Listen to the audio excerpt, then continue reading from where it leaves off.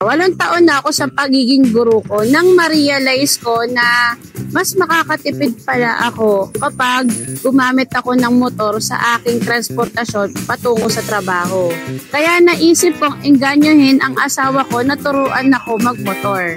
Dati ako'y isang commuter lamang hanggang sa naisipan ko magmotor.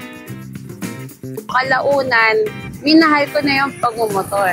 Kaya ngayon, nandito na ako sa mundo ng pag-MC taxi.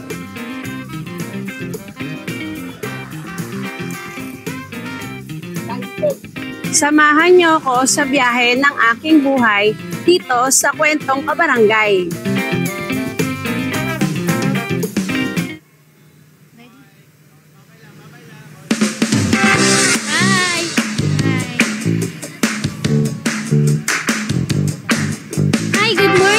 Pupunta po ako sa set ng Tony Pitt at Everything.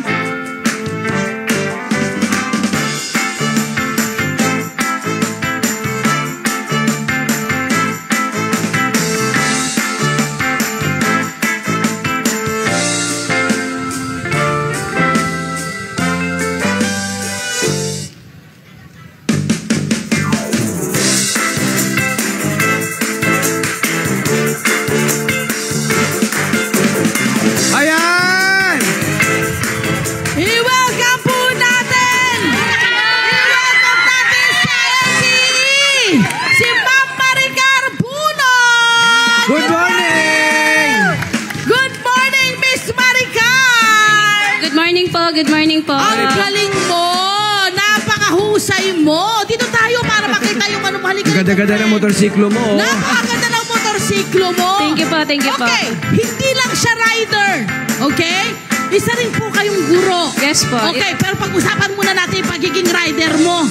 Ang laki nitong motor mo. Sino nagturo sa'yong magmotor? Asawa ko pa, tinuruan pa ako magmotor po. Saka, tingnan mo naman ang forma ni Mami. Naka-heels pa to, ha? Correct! Ipakita nga, naka-heels pa. Naka-heels! Alam nyo kung bakit? Yes. Diretso na siya sa eskwelahan. Yes! So, kailangan, hindi ba dapat, safe ba yung ganyang sapatos? O... As long as closed shoes po, bawal po nakatsinelas. Yun. Pero sa'yo, komportable ka. Yes po. Yes. After nito, my friend, after natin siya ma-interview, diretso na siya doon sa school niya. Kasi nga, si Maricar ay isang guro. Yes okay, po. Maaari bang sabihin sa kanila, ikwento mo naman sa amin, sa mga kabarangay, anong grade ang iyong tinuturuan? Ang tinuturuan ko po ay grade 7 learners po. Wow. Saan school? Saan? Somewhere in Pasay po. Pasay pa? Yes po, Okay. public school po sa Pasay City. Nice. Ilang taon ka ng guro? 8 years na po akong teacher po. Okay, anong nauna, Maricar? Ang pagiging guro o ang pagiging rider? Guro po muna. At sa iyong puso, ano ang nauna? Ang pagiging guro o ang pagiging rider? Pagiging guro. Pagiging guro. Basta kumikita, kailangan pareho yan. Ganyan talaga ang mga magulang ngayon. Yes. Nanay man o tatay. Pero ang tanong ko rin naman sa'yo, diba ito yung pagiging rider mo, paano mo isinisingit dyan sa pagiging guro mo? Paano ang scheduling niyan? Bali po kapag alam ko pong hindi po ako malilate, kukuha po ako ng booking, nakaset destination po ako papunta sa school. Oo, Okay. okay. Ayan. Ngayon, at syempre, ang iyong ginagawa ngayon parang devotion mo, di ba? Dahil nga sa iyong mga mag-aaral. Alam ba nila na ikaw din ay rider? Yun! Yes Alam po. ba nila na ikaw din ay Yes rider? po, Alam yes din nila, ano sinasabi nila na ang teacher nila ay rider din? Ayun po, natutuwa po sila. Parang na-amaze sila. Uy, rider pala yung teacher ko. Oh, Yun! Yun, no? Gusto kong malaman mula rin sa'yo kasi madalang ang mga, pero marami na.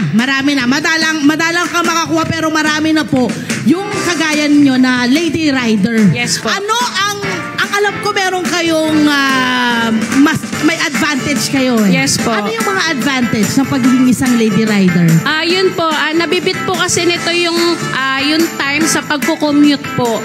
Sa before po kasi, nung ako ay teacher po sa 8 years ago po, hanggang ngayon, commuter lang po ako. So 5 sakay papasok, 3 hours ang biyahe. Ay, grabe. 5 sakay pauwi, 3 hours ang biyahe. Okay. So that's why naisipan ko po talaga magmotor. Okay. Then kalaunan po habang tumatagal, mas nagugustuhan ko na pong magmotor. Masarap pala.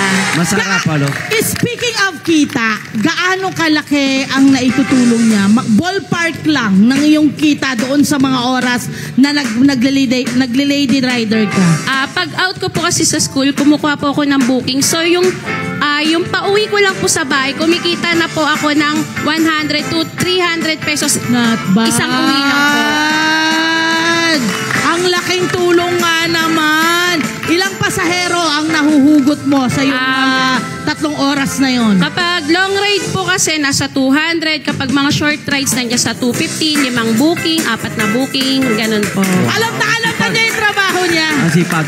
Paano mo Yeah. binabalanse ang, syempre marami ka mga lesson plan, nagche-check pa ng mga test paper sa school, Yes po. tapos rider ka, tapos may family kang inaalagaan. Paano natin binabalanse ito? Bali po, O mga nanay, makinig ha. Ayan. ang ginagawa ko po, ang out ko po kasi sa school ay 6:50. Ngayon, nakikita ko po sa Google Map, namumula ang Google Map. Kapag pula ang Google Map, Rush ibig sabihin hour. traffic, rush hour. Yes. So habang nagpapalipas ako ng traffic, gumagawa po ako ng paperworks, school works. Ayun. Grabe. Ayun po. Husay. So na-imagine mo si Maricar, nagmamotor papunta sa school. Yes. Diba? May sariling Yes, parking yes, lot yes. na to si Ma'am Maricar, no? Correct, correct. At ito pa, tingnan nyo naman ang kanyang helmet. Ito ba yung pinagawa mo, pinasadya mo? Sinadya ko po na ganyan. Kasi po before, nauso po yung road rage eh. Ayun. So ito, yung helmet ko po, nilagyan ko po ng ribbon.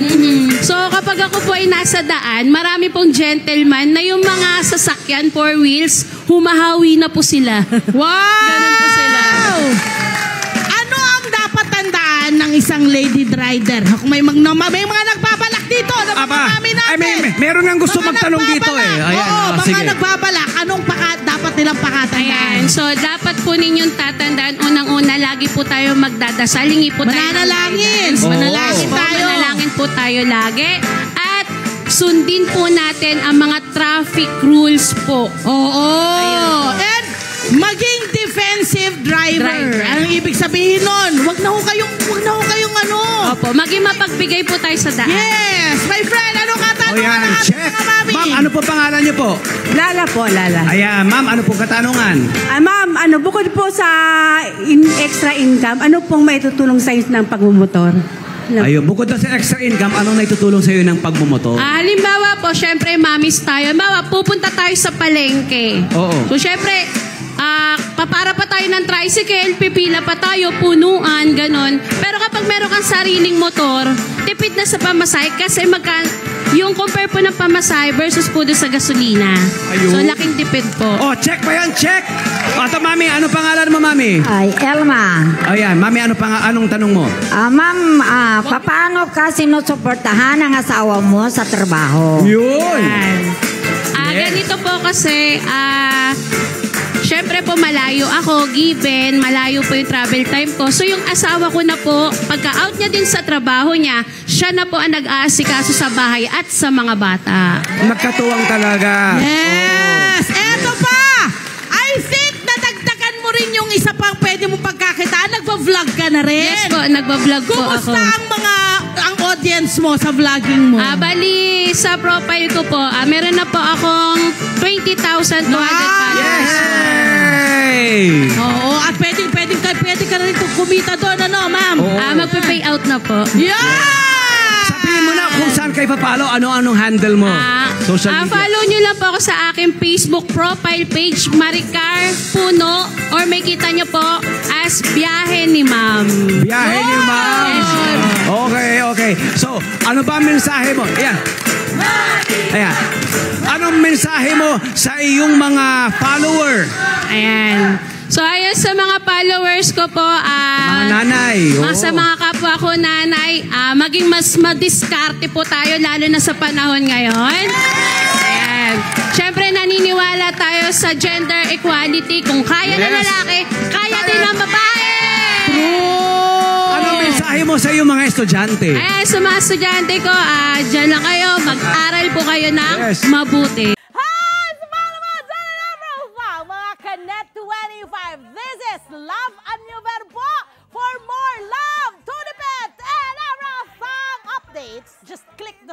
subscribe button.